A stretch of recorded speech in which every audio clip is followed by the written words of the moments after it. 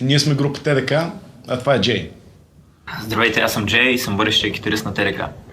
Защо бъдещето? Всъщност Джей в момента се намира в Щатите и няма финансовата възможност да се пребере в България.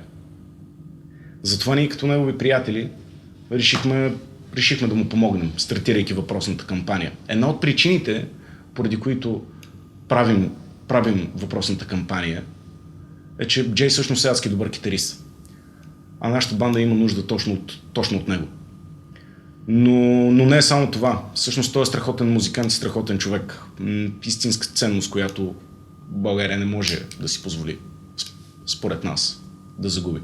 Затова за нас е кауза да го приберем там, където може да бъде най-добър музикант и най-добър творец. А именно в България.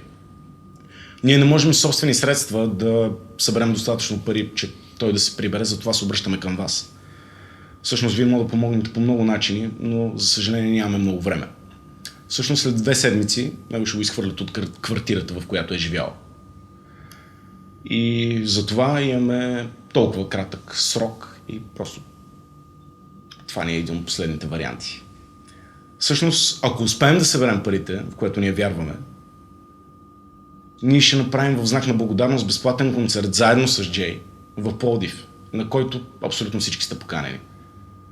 По-долу, под този клип, може да видите различните начини, по които може да ни помогнете в тази кауза. Надяваме се на вашия отклик.